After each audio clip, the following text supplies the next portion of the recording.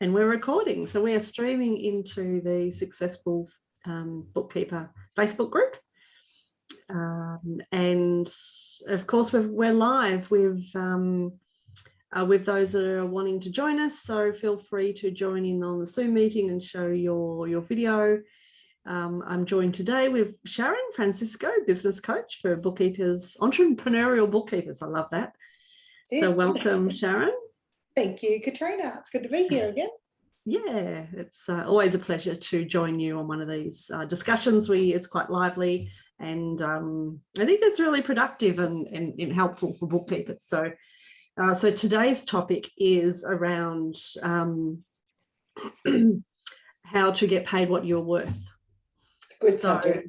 Yeah, good subject. You know, yeah. It can open up a can of worms, and I think it relates to all levels of bookkeepers. So those newly coming into it to find their feet and get an understanding of what they can invoice and charge out, right through to established bookkeepers that have been there forever and have got clients that are still on the $50 an hour or, you know, $55, $60 an hour, because they don't have those conversations with their clients. So I think it's good for, you know, all bookkeepers, even those that are on the 75 and moving up there. I might mention that the Australian Australian Bookkeepers Network did a survey recently this year, and the average bookkeeping charge out rate was $73 an hour. So I know inside of pure bookkeeping that we have always encouraged our bookkeepers to go to that top quartile. So you can charge out higher than an average bookkeeper, an average charge out rate, because you have got, you know, all the systems behind you and all of the proof and the guaranteeing of the workload. And we try to push our bookkeepers to strive for excellence. And our mission at Pure Bookkeeping is around helping great bookkeepers build great businesses. So in that way that we do recommend that you go to that top quartile, which is closer to, you know, $85 plus an hour. And of course, you know, we will continue to have those conversations moving away from hourly rates. So this is just an indicative rate. We don't expect you to be going out and charging at $85 an hour per hour, because we're always having conversations and educating our bookkeepers to move away in towards the fixed pricing and the value pricing. So that is always a conversation that we will continue to have for our bookkeepers and, you know, the bookkeeping industry, because that's part of our mission, is to transform the bookkeeping industry to build better businesses. So that is all part of this journey. But right now, right today, it is around, you know, the feeling of bookkeepers of what they feel their value is and what they feel that they're worth. And that's what we want to talk about and really push a bookkeeper status, if you like, and, you know, an understanding of themselves at a higher level. So, yeah, Sharon, do you want to weigh into that particular conversation of, you know, rising bookkeepers' status? Yeah, I think it come back down to, it's really about confidence in what the industry offers as a whole. And then it comes back down to confidence in ourselves and having those conversations and really making sure that you can articulate in the conversations with prospects and people in general, strategic alliances with accountants and, you know, prospects and things, being able to articulate the value that we're able to offer and what that means in a way where it really lands for the prospect.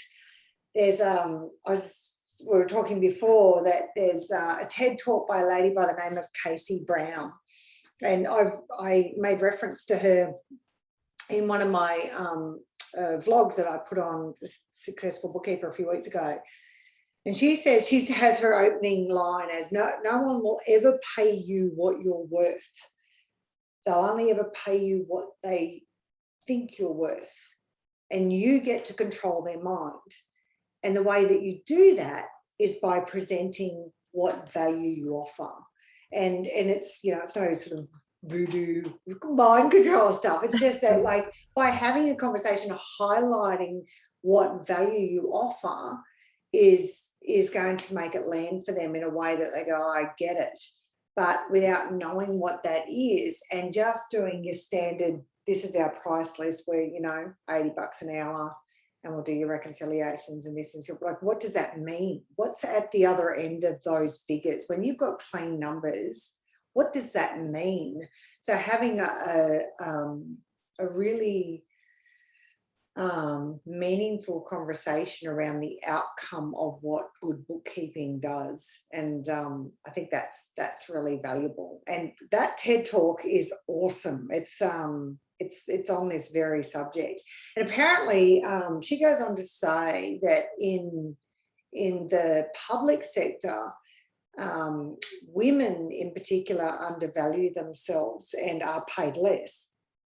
But she said what was interesting is that goes across to the private sector, and that we do that to ourselves. I mean, we're being paid less by employers out in the world, but then we go out to go and present, you know, as independent business owners, our value and our price, and we're charging less than men apparently, which is pretty sad.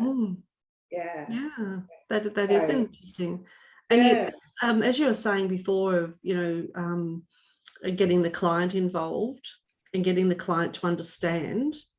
So it's the journey that you are taking your client on in understanding what your business stands for and the value that you're bringing to the business with, you know, maybe it's, you know, all your experience of different industries and years of experience and just your knowledge that you're bringing to the table. But also, you know, the aspects of what you do for the client on a, you know, on a day-to-day, or, you know, when you're doing your monthly reconciliations and a BAS rec, it is not just pulling numbers out of a file. There's a whole lot more to it than that. So, you know, what is the workload that is required for us to do it, and what is the skill set that is required for us to do it, and that we are guaranteeing that they are going to be able to maximize their GST claim and maximize the integrity of the figures. So as you said, at the other end, what is the outcome for the client, which is figures they can rely on? Yeah, absolutely. And, you know, coming into the value pricing, it is, well, when do they want to rely on those figures? So you're providing it to them daily, weekly, whatever they require. So, you know, they're owning up to what they want from you. And that's where you put the value onto that, because you are providing them exactly what they want. Yeah. So it's just building the story, I suppose, and it is in the conversation with the client about exactly, you know, what they're valuing, what they are needing, and you know, just I guess showing them the value that you provide, you know, just in the way that you communicate your confidence and your expectations of them, your professionalism of them. And then this can lead into that conversation that you had around your own bookkeeper, Sharon. And it's as soon as you, and we'll share the story, but as soon as you hear the conversation that your bookkeeper is having with you, then your value of him goes up, because of he is setting the standards. And you're going, I'm going to follow you because I trust you, because you are communicating in a way that I understand and I value. I want that. I want that service. That's it. Yeah. And so then, and we were saying this before, so then the conversation, when you sit in front of somebody and have that conversation about your price, it's almost like you wanted the conversation of price to not even be a part of the equation. And the way that we do that is how we behave all the time. So we're not we turn up and we go, oh gosh, I've got to say my price and I've got to show the value and I've got to do, it's almost like if we're building a business through, you know, getting our message out there and referrals and strategic alliances, we want somebody to say, hey, you got to go to Katrina. She's really good. She knows what she's doing. It's almost, the price is almost irrelevant when you're sitting in front of somebody that you know that you've been referred to that's fantastic. It's kind of like, you know, it's how I chose my bookkeeper. I just knew that, like, I've known him for a long time. I've seen the way we actually used him as a strategic alliance when we were building the business. So they used to have monthly meetings. He and another accountant used to have monthly meetings and invite bookkeepers And I got to watch his behaviour doing that. I watched what he was, and some of the questions in the audience from bookkeepers, and I got to see how he sold himself in those meetings, back in 2015. And I got to see that behaviour. So it was almost, by the time I rang him, the price was kind of irrelevant. I'd seen his behaviour, so I was already sold on who he was. And that's all about personal brand, isn't it? It's all about the critical non-essentials that you think, you think that you have to sit in front of people and have a stage of when, okay, now I've got to show my value. It's in everything we do. It's in our blogs, it's in our communication, it's in our interactions with our accountants. It's just who we are. So then it becomes irrelevant then, doesn't it? Yeah. Yeah, exactly. And that the conversation that you're having with your bookkeeper around that he insists on HubDoc and all of the correct invoices, not the receipts. He wants the invoices, and the insistence of what he's going through with you. And you go, okay, I've got a couple of receipts here. Why am I having to do this full on, package, or, setting up all these, efficiencies and automations? And what was his story? What was he telling you? That I had to. But that it would make a difference at the other end. Oh, yeah. Like he was saying with the figures at the end, once you've got those, that, it's going to. But I loved his approach. And again, this is just, to me, it backs up that I've made the right decision because of what I saw back in 2015. He said to me, because I'm like, it's quite an overwhelming thing to get a bookkeeper. I didn't think that it'd be that overwhelming. It's like, like there's all this trust involved in this. And he was saying, look, I don't want to overwhelm you, Sharon. So I'm going to drip feed you emails so you don't get overwhelmed by all the stuff you have to do. I'm like, oh, it's all good. No problem. I'm okay. He said, no, we'll just send it through and then I'll check in and see how you're going. I felt like we're still going through it. I feel like my hand's been held all the way through and I feel so safe, which just backs up who he was and what I saw. It just makes me feel really confident that I've made the right decision. And certainly, not that I'd take it up from him because I've got so many good people in my life that know a lot of things about bookkeeping and about business.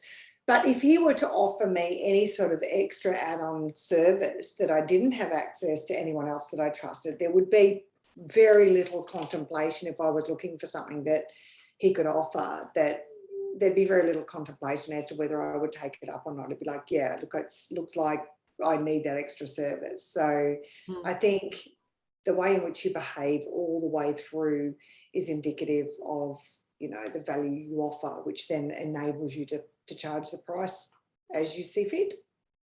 Yeah, and as you said, it's the service, the value, the trust that you have, that the price does not come into it. And that's when, this then works in nicely with the value pricing, which we will not talk about today. Whole other conversation. But you can see how it fits in. The price is irrelevant. It is the service that I'm going to provide and the journey that you're going to go on. And I know we spoke earlier as well about, making it easy for the client at every step along the way, is just making it easy to onboard and, get their information to you and have the level of communication. So sometimes I think bookkeepers, I don't know that we try to make it harder, but we try and, we might just touch them on a monthly basis or touch them on a quarterly basis. So now I need all of your information for the past quarter and I need it quickly because I've got to lodge it. So, thinking about our own behaviour, about how we can improve our own behaviour to make it a smoother ride for them and make it easier for the client. I remember actually Peter Cook talking about this years ago, and it's stuck in my mind so much. It's like, be easy to buy from. And to me, it's such a simple line that just has a big impact, because how often have we gone to sign up for something and it's just like a dog's breakfast? I signed up for something the other day. in a presenting group, and I went along as a guest for one night, and I said, yep, I want to go. I want to be part of this group. They sent through the form for me to sign. I looked through it, and I'm pretty good with forms these days after building a bookkeeping business. I'm like, okay, I need to know this. I'm reading through.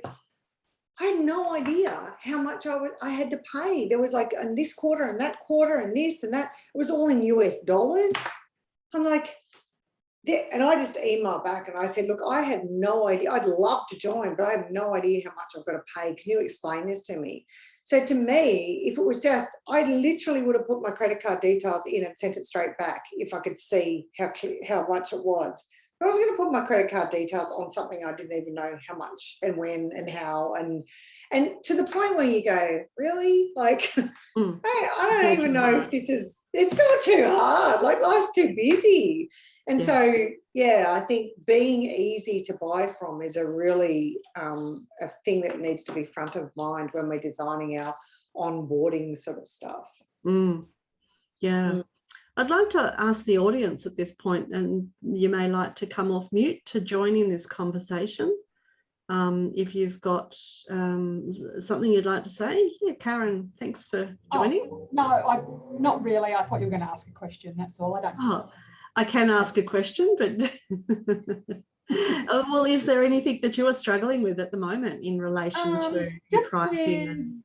Yeah, look, I'd just really like to move to fixed priced invoicing with my clients. I'm very new in my business, so I'm probably a little way off that. But yeah, I just thought today would be a good opportunity to get some ideas. But yeah, I like the comment that Sharon made about being easy to buy from. That's true, and I've had similar experiences. Yeah, exactly. And with the fixed, like it is a whole. You're a pure bookkeeping licensee. Yes. Yeah. So we have done some webinars around how to create fixed fee pricing packages.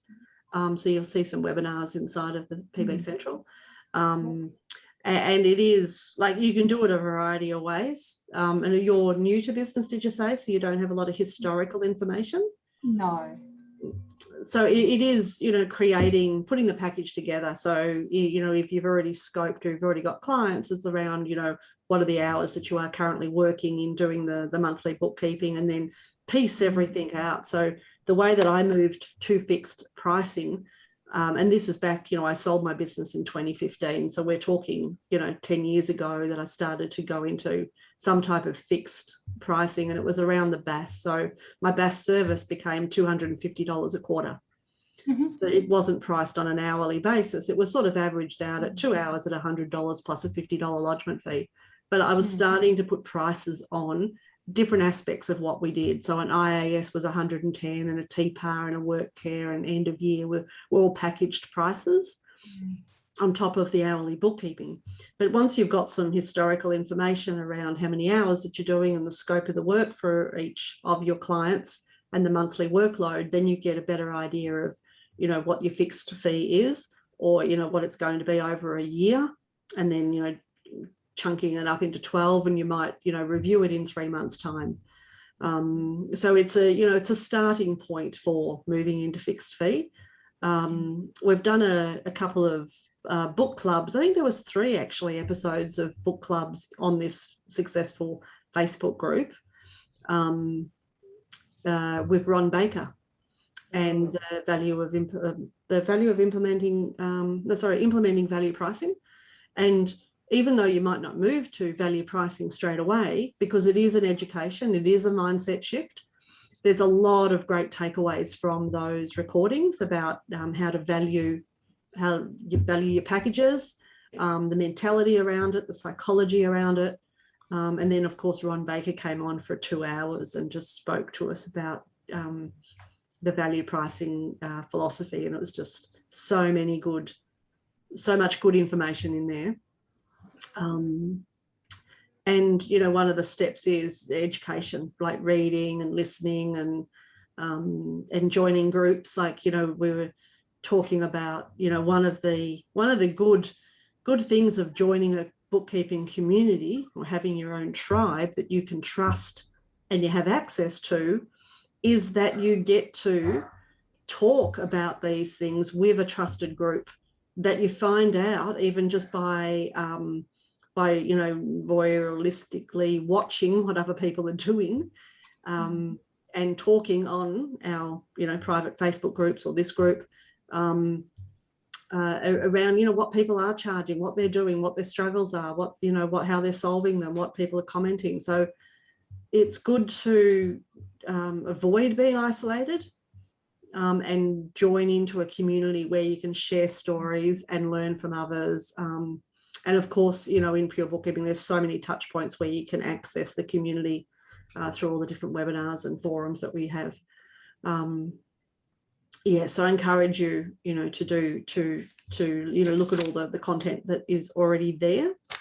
One of the questions that we did want to ask the audience was around, what triggers in the conversation, what triggers you wanting to lower your price or offer a discount.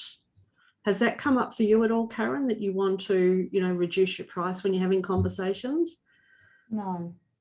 That's good. That's good. I find it's probably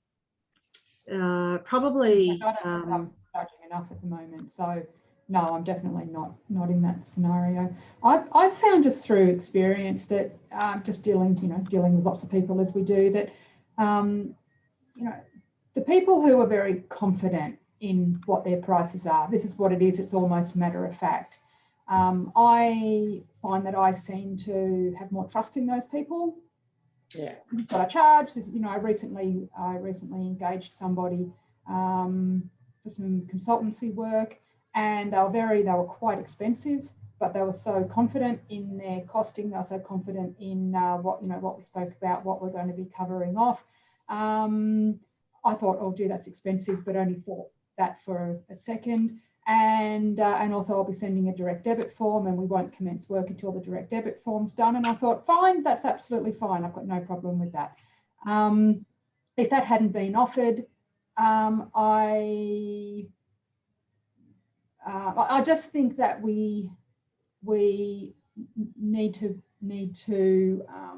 portray confidence in the pricing and set our expectations. Yeah, totally agree. Because I think clients relate well to that. Yeah, and respect that. Yeah, I agree. They respect that, and they also trust the delivery. If you are promising a certain, a price and a delivery on a certain service, and you're coming across confidently, and you can probably back it up with case studies or, your website and testimonials or, experience, just being able to have that confident conversation. Like that's, I always bluffed it until I knew it, or you always had those conversations out of, you just heard yourself say the words, like, you just confidently said, I can do this. I'll find out how to do it, but I don't, I won't tell you that I've got to find out how to do it, but I'll confidently say, yeah, I can do that. And yeah, I can deliver this and whatever. And you just make it work. And over years of experience of having those conversations and succeeding, then, it just flows on. It is. And others can read from you as well. They can sense that they're understanding that, the value that you're bringing and the experience and all of that stuff. So they will follow you. And that's where then the price does not matter. As you said, you jumped out a higher price, happy to do it because you trusted the process. And that's more about, awesome.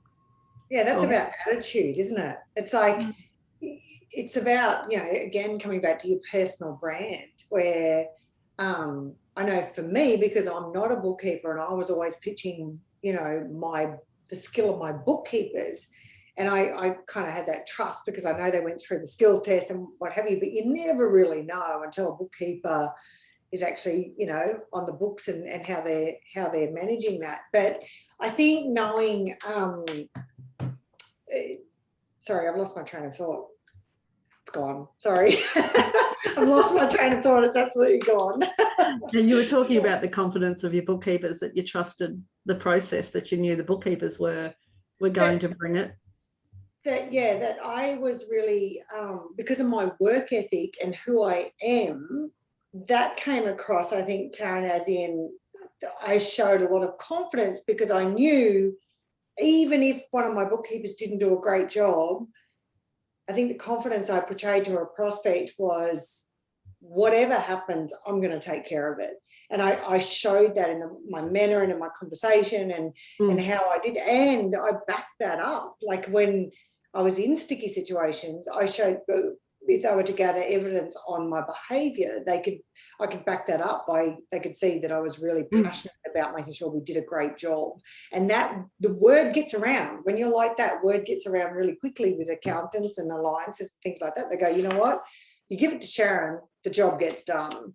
And I think that trumps skills, doesn't it? Because if you're worried about not having the skills, you hire the skill if you can't, or you go and educate yourself to be able to know that. So yeah, and knowing yourself that you've got the backup. If you've and we use pure bookkeeping as an example, that you have got the pure bookkeeping system, knowing that you have trained and educated your staff in skills, tested them and put them through the training program. The systems are all there to be telling the staff exactly what to do. So if something does fall down, you know, the system has got your backup. Yeah, true. It's got your back. Yeah, the system is your backup. So, and that helps you portray a confidence out into the world, because you know, okay, I might know everything, but I know that, you know, I have a system to find it out. Like I've got a community that I can trust, and I've got all the systems behind me to make it flow through. So it's, you know, particularly good for, you know, I guess bookkeepers that don't have a system already created, that, you know, they're buying into, you know, a package that's they can just be the front man, do the work and you know, go and sell, and the system will bring them, will support them. Yeah. So it's adding the confidence to the conversations you're having with your clients. And I think it's our responsibility when we're in front of people, whether it's prospective clients, whether it's accountants, whether it's referrers, whoever it is, it's our job to make them feel comfortable about what we do. So the way that we have, and what we do, I think when we get nervous, we go back into our shell and we just do what we know. We go back to what we know well. And for me, I know when I first started, and I have my little price list, and I'd sit in front of the accountant or the prospect and I go, well, these are our prices, and we do like BAS is this much and this much and whatever. Having that kind of conversation doesn't instill a lot of like, well, so like compared to what? So it's having the confidence to make them feel okay to ask questions and to almost dumb it down. And I say that from my perspective, because I know I'd sit and listen to Tanya. I mean, I know a lot of the terminology now, but I'd sit and listen to Tanya talk to people. It's like a foreign language.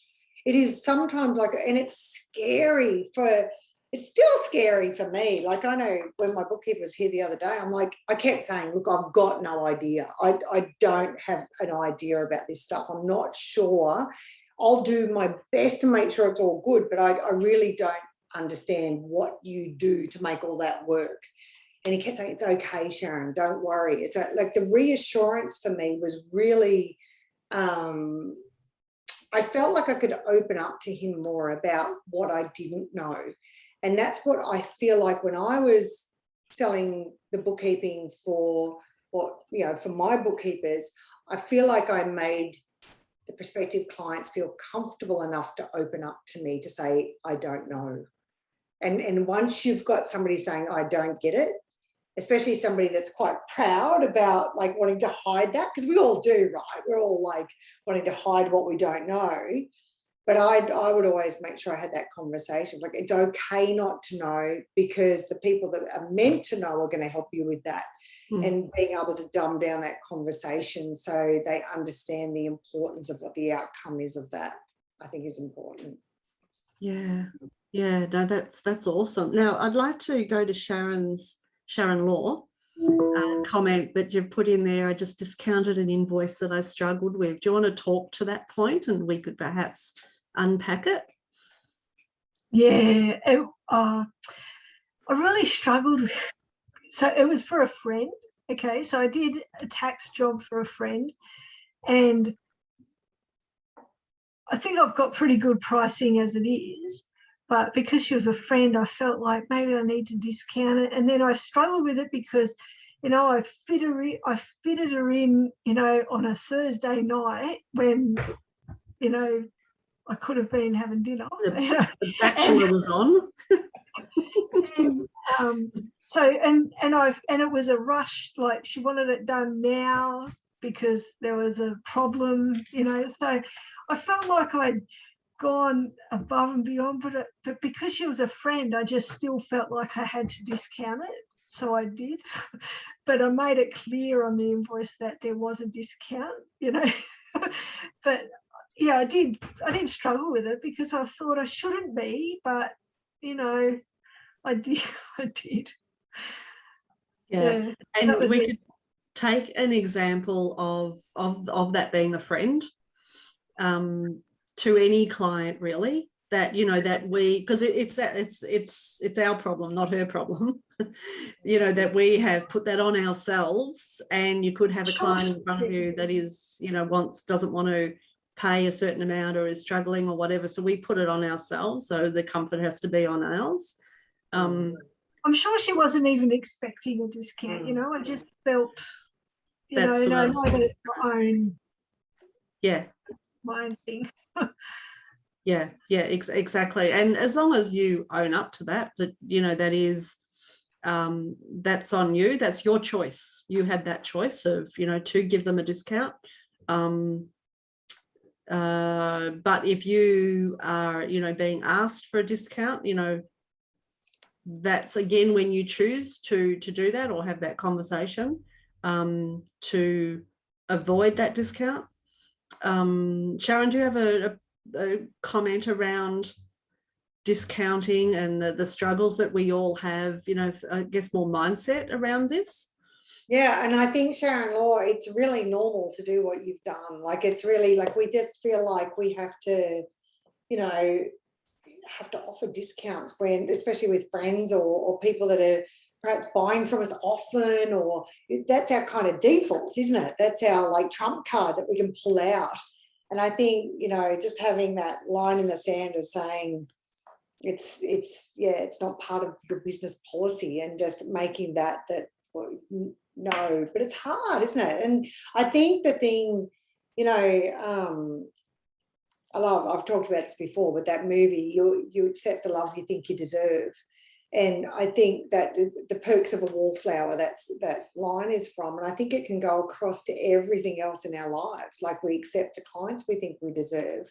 And I know having a really clear understanding of what sort of clients we want to attract to begin with is really important, because when you're having those conversations, if you're talking to an A-class client, so somebody that I know Tanya and I sat down and figured out, okay, well, what is an A-class client? And the first one is that they value really good bookkeeping. So if you value good bookkeeping, you're not going to haggle on that price, because, you know, like, you know, what Karen said before, if you're sitting there confidently talking about what you're offering, and that in itself instills confidence, doesn't it? When you know that somebody's saying, hey, I'm $85 an hour, or whatever the price is, you go, wow, that's a bit more than I thought it would be. But the way you're coming across, I feel like you've got this, and I don't want to hassle with anyone else. That's sitting in front of an A-class client that's willing to take good work on, take the good work for what it's worth.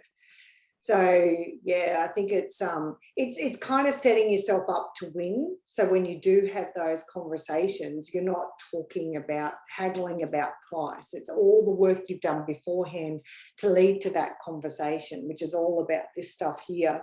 And knowing that, you know, you talked about before, the tribe, we're the sum of the 5 people we spend the most time with. So if we keep hearing $85 an hour, or, you know, rescue work's $120 an hour, or you've got to charge for travel, and all the things, if you're hearing that kind of stuff all the time, and it's like, after a while, it's like, wow, that programmed you.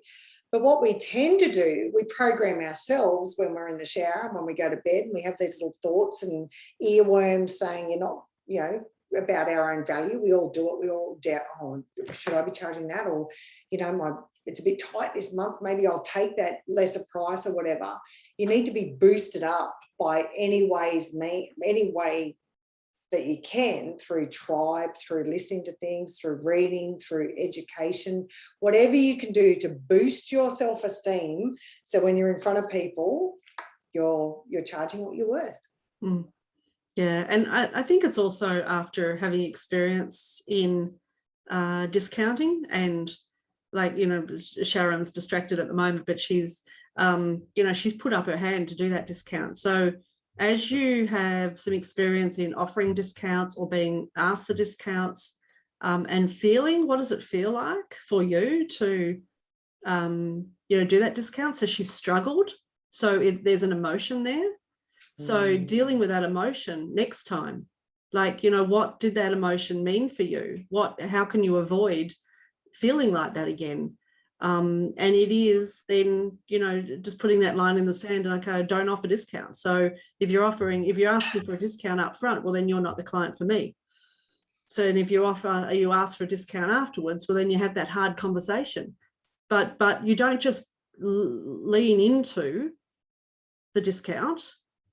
You get out of your comfort zone and work through that emotion and work out, you know, what the conversation is around not allowing discounts. Like, you wouldn't, I don't know, put a builder on and ask them for a, you know, a 50% discount or whatever, because you don't think they're going to do as good a job. You know, maybe they'll not put a couple of beams up or something. You know what I mean? Like, there's probably places where you would not ask for a discount because you want them to do a good job. So why are we not any different, you know, with the work that we provide, and the outcome that they get? And, you know, we will talk into that we are not just a bookkeeper. And, you know, we've heard Deb talk to this. She is so passionate about, we are not just a bookkeeper. We are not just somebody that sits there behind a computer and puts a whole lot of information into a computer. That's the task that we do, but that's not the result and the outcome, and that's not what we are looking to do for our clients. Yes, we have to do compliance, and that is part of our job, but that doesn't define us of who we are.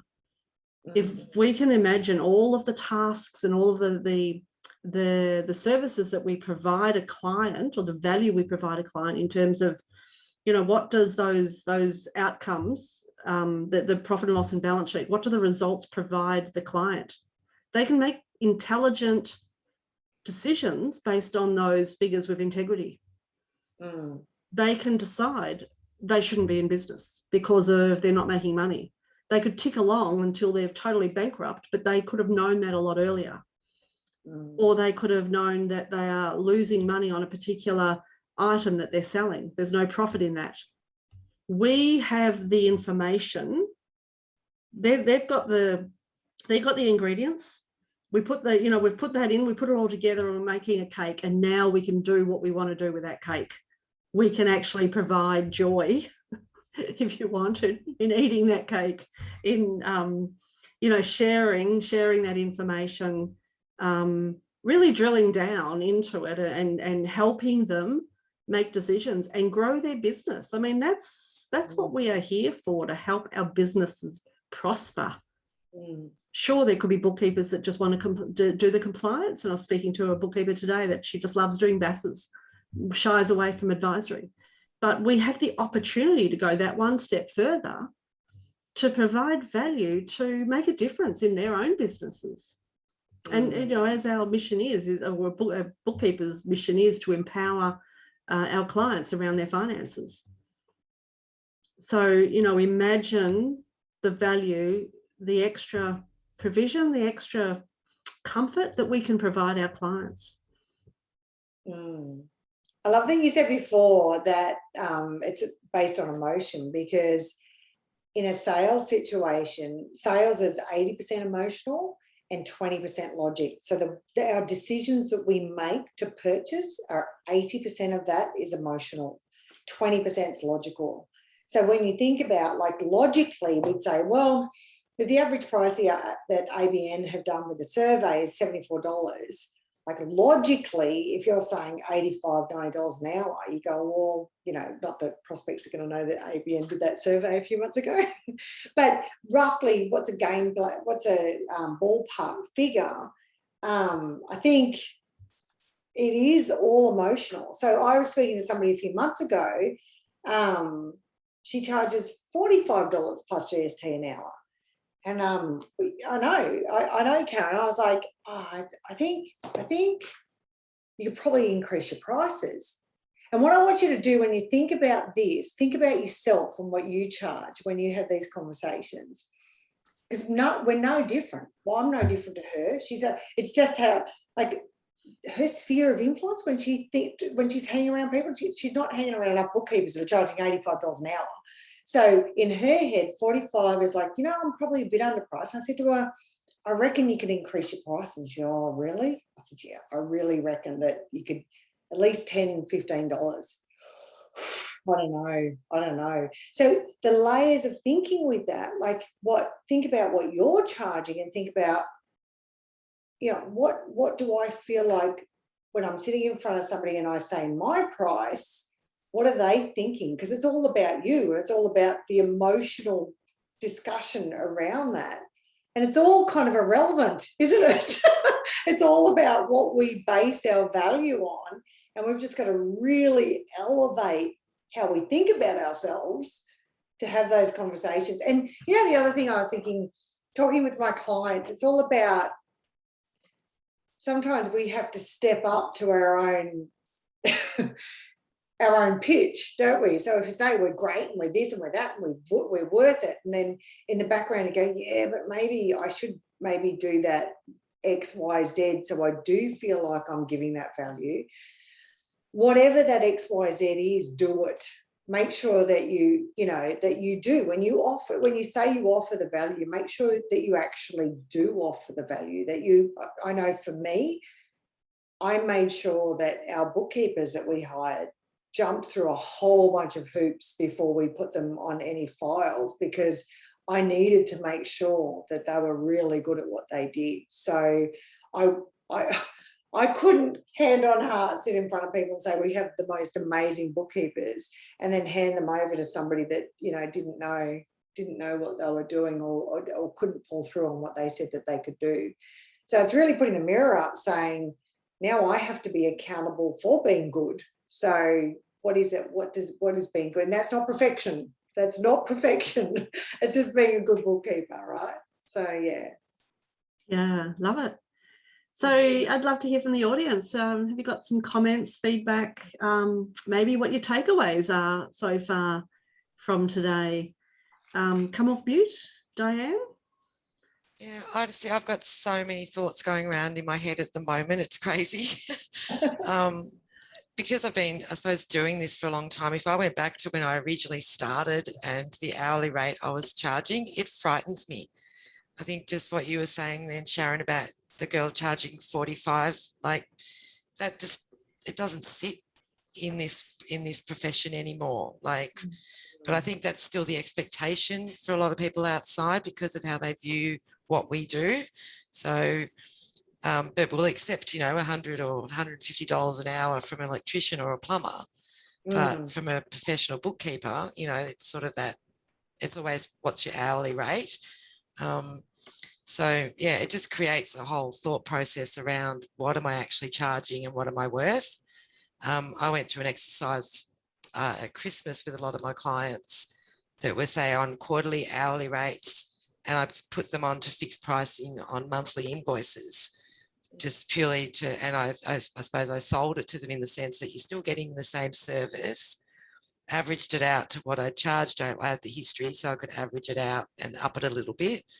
And promoted it as a cash flow incentive, you know, instead of getting a bill from me once a quarter, after the work's done, you just pay me month by month and the work still gets done and the service still gets provided. And that's sort of changed their attitude to how we work together as well. So, but yeah, there's a lot of variables that come in, and I still get nervous about talking about price. I think it's just a natural instinct to I met a new client not that long ago, and it was, you know, what's your hourly rate? And I tend to sort of, all the time I'll bump up what I want to charge so I can come down, say, you know, that $5 or $10 an hour. So I'll say, oh, it's $80 an hour, knowing that the work that I'm going to be doing might be worth 70. So I've got that sort of, and I suppose anyone in a sales sort of environment would do that. I would think you've always got that room to move, that you always price yourself above what you really want to then get what you want to get anyway, if that makes sense. Yeah, certainly in some industries, and but I think and maybe with bookkeeping, it might be in your value price that it's $1,000 a month, and I give you all of this, and then okay, you don't want to pay $1,000, okay, well I'll take this off and I'll just give you this for $800. So you know, that's where I guess the negotiation into fitting in with their budget could be. And I would challenge everybody on the call today, if they're not already on something like $85 an hour, to that for every new client that comes on, charge $85 an hour or $90 an hour, charge above what you're currently charging. And, you know, if you're already doing fixed fee and value pricing, then, you know, work it into whatever that is. And like new clients do not know what you're currently charging your old clients, your current clients, and it's harder to go from say $45 up to $70. But you know, and even increasing it by $10 an hour. I mean, we do have to negotiate, well, not negotiate, but converse why we are going up the $10 or giving, you know, showing the value that, you know, what that is, what that means. And a lot of bookkeepers charge their bookkeeping rate for their BAS work and their end of year work, where, you know, a client couldn't do the BAS work. A client couldn't lodge the BAS because they wouldn't know how to get on the portal and all of that stuff. So they're paying you to provide that service to them, and they're trusting you because they know that you will do it correctly and on time and, you know, all of that stuff, and that you are in the industry and you're finding out the new laws. So, you know, I'd like to challenge for those, because people on this call might be on $60 or $70, and, you know, new clients, go to $85, have those conversations. When you say it out loud to clients and you're confident in what you're providing them, then, you know, you will win a client and you go, well, that wasn't so hard. So now I've just got to bring the other ones up to speed, or just continue, you know, charging $85 an hour. I mean, depending on how, you know, if you are relying on that next client, you know, having that conversation, building them up to a full package, and then, you know, giving them that option to come down to their budget. If they're, you know, as Deb says in the system, if they are on the phone and say, oh, I'm looking for a bookkeeper, what do you charge? They're not going to be the right client for you. If the first thing that they are thinking about is your price, then that's what they're always going to be thinking about. Well, why is it taking you 5 hours? You know, it should have been done in 3. That's not the conversations or the clients that you want to be dealing with. So just allow them that, you know, it sounds like you're not the right client because, you know, if you're looking around for price, then I'm not the cheapest out there. Yeah, so.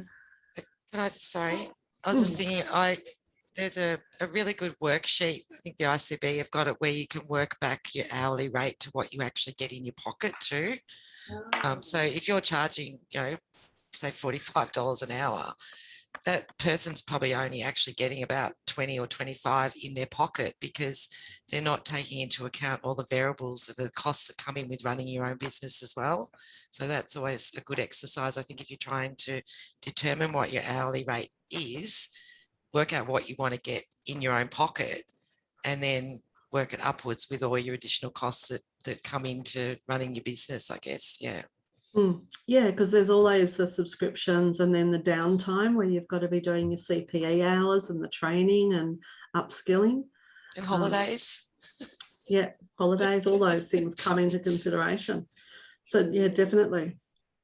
Is there anybody else? Karen, did you want to say something? I read just on that, just following on from what Diane said, that's a really good tool that the ICB has, and I think that's a really important point that Diane made. I read an article, it was earlier this year, and it was about very, very similar to what Diane was talking about, and it was it talked about low charging bookkeepers who charge low fees. Now, what the point of the article was that, yes, once you work back, you take out all your expenses and you work back to what the hourly rate is that they're actually pocketing. It's almost working at, the minimum wage. Now, does a business owner really want to be engaging a bookkeeper who can barely manage their own business, from a profitability perspective? And I thought that was a really interesting article. But business owners, bookkeepers who undercharge aren't just doing themselves a disfavour, they're doing the profession as a whole a disfavour, because it continues to the stereotypical view that bookkeeping is admin. Admin is a female dominated environment, and therefore it's undervalued. So if we're all out there charging $80 and $85 an hour, and it's across the board, individually we're all winning, and as a profession as a whole, it increases the value of a profession. Yeah, exactly. Because then they're just going to move on to the next bookkeeper and expect the same price and devalue the work that we do. So yeah, definitely. There are a lot of bookkeepers that are traditionally have kept the same price and not put them up, which we need to assist in recognising. And there are new bookkeepers coming into the market that don't value, don't see that they've got things to provide or things to value, because they're still learning and those type of things. So again, we need to give them the confidence that what they already know and the skills and the education they've done has already set them to a high standard, because they've already done it all. They might not have the 10 years that a lot of us have, but they've still got the skills to be able to do the lodgements and recognise and find the answers. So that's, part of it is being able to know where to go to find the answer. Whereas a lot of business owners wouldn't know what to do. They'd be on the phone to the tax office for, a decade. So, at least we can, provide them with the solutions and continue on with the work quicker than that they would be able to do it themselves. So yeah, good point. Is there anybody else that would like to come off mute that might have would like to share a story or have a question that we could delve into, and also love to hear takeaways from today? I'd love, Lou, are you able to put the post from the Facebook into the chat? So I'd love for everybody to jump onto the chat, the Facebook group where the live stream is coming into, and post what your takeaways are for today. What you've taken away from today, perhaps any other comments that you'd like to make, any advices for other bookkeepers that are watching this video later. And we'll there it is there. Thanks, Lou. So that if you jump onto that link, the Facebook Live, and just pop into your takeaways in there, that would be much appreciated. Sharing our knowledge and our, what we're getting from these type of educational, videos, for others to share, to others to view, to others to go, yeah, I really need to hear that story, and jump on and take the time to listen. Yeah. Any final comments, Sharon, that you would like to bring up? Is there something that we've not discussed that we had planned to? Yeah, I just wanted to I guess, bring up that whole emotional thing, like selling is 80% emotion. I think we need to get excited about making sales. I know when I was working with Tanya, I would get so darn excited when I pulled off a sale that I'd come back and say, guess what? I got a sale. And she'd go, oh, and I'd look at her like, oh. It's like, especially if she was busy or in the middle of baths or something, because all I could see, like my brain just works like I get to go overseas with that money, or I get to go and do something fun with that money. To me, I can associate profit with fun. Like my brain just works like that. Whereas I think because Tanya, like a lot of the times it was rescue work or some sort of work that she had to do before we handed it to the bookkeepers, but like she wanted to know the detail of that. So I think trying to get excited, I think, about making the sales. And if it's you that you don't want to do the work and you want to give it to somebody else, if it's like feels like it's heavy to do that work, it's actually setting it up so you've got somebody else to give that work to. Because, and I don't want to get into a why discussion with 5 minutes to go, but knowing your why, and I think is really important to put the time into. So then that's knowing your why is like a magnet that pulls you, and it makes you do and say things that you wouldn't ordinarily say. It'd make, if you're a $70 an hour bookkeeper, it would make you say 85, because you know that whatever that why is, you're being sucked up by the magnet by saying that. So it gets you out of bed at 5 o'clock in the morning. It gets you excited about doing what you need to do to get your outcome. But if you don't know your outcome, $70 an hour is cool, isn't it? Like whatever, or 45 or 55 or whatever. Whereas if you know you've got a really cool outcome that you're working towards, you're going to jump over mountains to get to that. Yeah, exactly. And that's an awesome point. Love to hear, Michelle. Are you listening in? Are you able to come off mute and perhaps share any takeaways? I'll just have a look. Yeah, only for a little bit though. Yeah, no, that's fun. We're just finishing up just before we do. You've got any final comments? We have in our contract there's a price increase on the 1st of July every year. So everybody's forewarned that we will be reviewing our prices, and we always put them up pretty much. It's part of indexing and, you know, keeping up with the on costs that are associated with having all the staff in the building and everything like that. But we will make that decision quite early. So probably around January, we'll be making that decision, and all new contracts will come up at the new price. So yeah, it's just something we have as part of our standard to make sure we're still valuing everything we do, and being able to pay our staff, I guess, and keep our office nice and pretty and do all those things. And that's just part of doing business, and everyone should be doing that. We are a business. That's what we are. So. Yeah, that's a great point, and that comes from your expectations and the clear communication when you're onboarding a client. It's in your engagement letter that you are putting your price up on the 1st of July every year, and whether it's CPI or whatever, it's a negotiation or a discussion. It's setting it really clear right from the start, so the client doesn't knock you back or have those conversations. It's putting it out. Yeah, we will get clients who will come forward at like just after we do a price increase and say they want to leave or change bookkeepers. We generally find that they're the kind of clients that are a lot of hard work. So they're not committed to the process or engaged with what we do.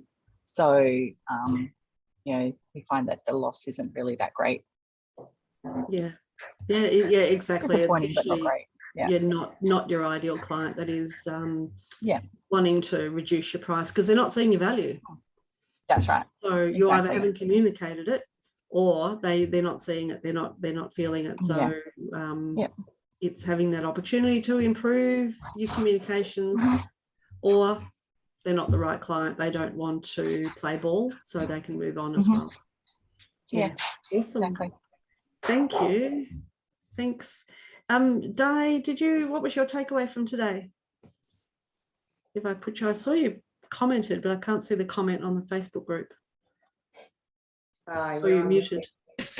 I just had it on the wrong post. I went to the original post, but anyway, more about, I think when you were talking earlier about having the confidence in what you do. So having confidence in what we do helps us to then be confident in what we charge. So, and that obviously comes with more experience and more interaction with different clients and reading signals and those sort of things. But yeah, definitely confidence in what we do. Because as I said before, I still get nervous about price, but it's more about providing you confidence from what Sharon was saying earlier. Yeah, awesome. Yeah, that's a good summary. Lovely. All right, well, thank you. Thanks for that, Di. All right, so we're at the top of the hour. Unless anybody's got anything that they want to come off mute or comment on, we will close up the call. Thank you so much, everyone, for joining me today, or joining Sharon and I, and thanks, Sharon, for an awesome meeting. You've always got lots of value to bring forward as you're, coaching bookkeepers. So you're living it, and you have already, been involved in growing a bookkeeping business, very proactive. So thank you for sharing all your knowledge. I had fun. Thank you. Yeah, you're welcome. Thanks everyone for joining in, and we shall see you around the community. Cool. Bye for now. See you, everyone. Bye.